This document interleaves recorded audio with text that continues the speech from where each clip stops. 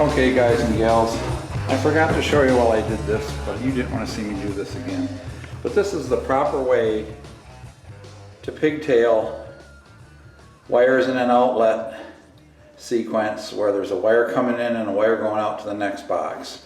You can't hook, see if you look at the back of this receptacle, you'll see where it had the two whites and the two blacks plugged into the receptacle, which makes that bar in the receptacle part of the circuit. Well, we can't do that anymore. So he's cut off. So what I did is I just restripped like I showed you yesterday.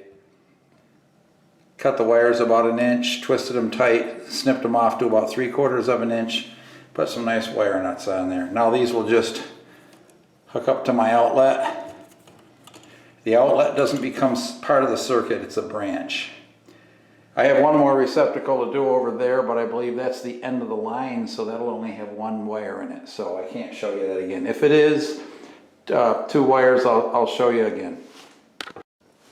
Let me show you how to tuck those back. Now this box has both pairs of wires coming in from the top, so I'm letting the wires that are bugged together arc down. I'm going to bend it in the middle, push it up, so it's bent like a Z, you know, and then you can accordion it right back into your outlet box. And the same thing with the white wire, down to the bottom, bent like a Z, and pushed back tight out of the way. And there you go, see, they'll be all secure forevermore. All right, guys, take care, God bless. This is Bob's Barn Workshop, and we're going to finish this wiring up. Just wanted to get this done, and then this room gets painted. That'll be another sequence of this remodel. All right, see you next time. Okay, well, I'm not sure where that other feed wire goes, but there's two wires on it. Now see how this is wired? Two wires on this side. This is the damn push-ins. They're junk. I'm going to change all of them in the house as time goes by. I've gotten to most of them. So these I'm just going to cut off because they're plenty long. And I don't need to change the ground wire, so I'm just cutting that dog off quick. Alright. The whites always go on the left side of the receptacle the way I wire, so I like my receptacles right side up, whatever way you think is right side up.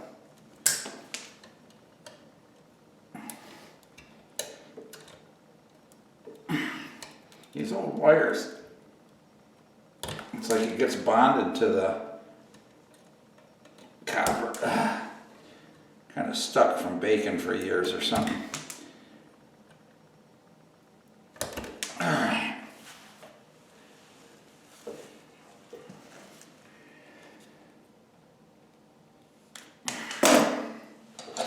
The new wire slides right off.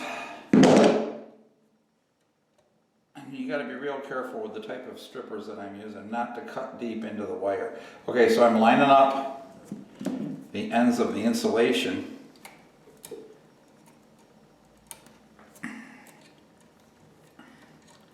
Giving it a nice, perfect wrap. Now you can't tell me that some little plastic connector with little tin plates in there is going to have a better chance of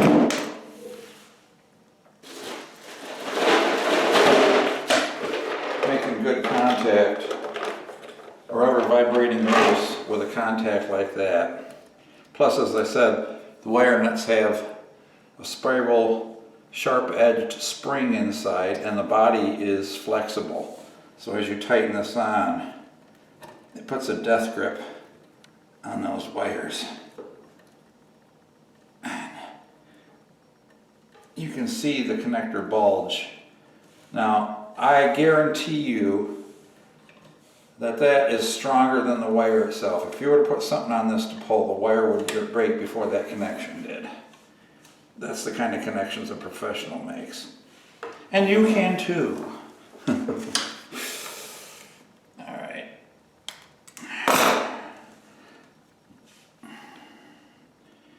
I'm lucky that I labeled all my wires, or all my breakers out in the my new breaker box. We did a couple months ago. All right. Another perfect spiral. Cut them about 3/4 of an inch long like that, so your wire will make sure to cover it. These aren't my favorite. These are ideal wire nuts. I used to use a brand called Scotch Locks, which they were made by 3M. And those were the best. Now, this guy does have the thumb tabs, so you can get these nice and tight. Now you don't want to twist your wires off either. So okay, double Z bend, shove him back.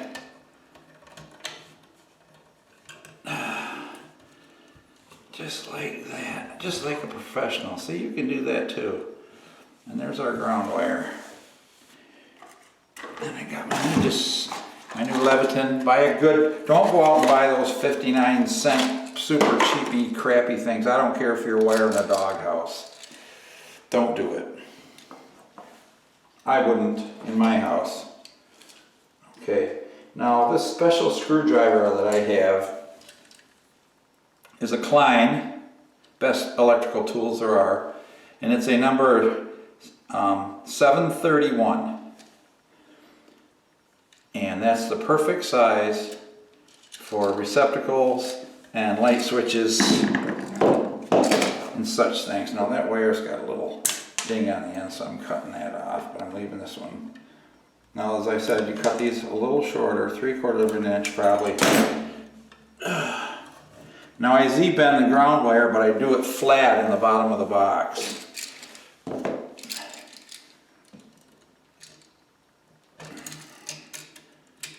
Hook it on, close the gap, snug her up. And what's nice about copper is it's kind of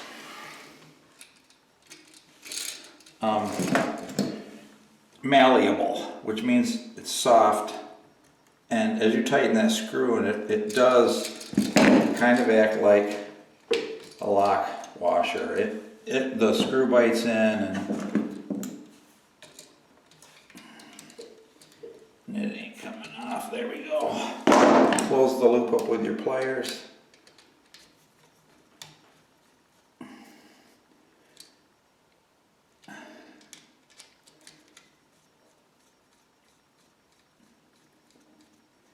And I hate the new plastic boxes, I'm telling you. I'm a steel box kind of guy. You can put the screws into them more than once before the plastic strips out, and you can't. Then there you are, stuck with something buried in the wall that got sheetrock around it, and you can't do anything with it. Alright, tighten the loop.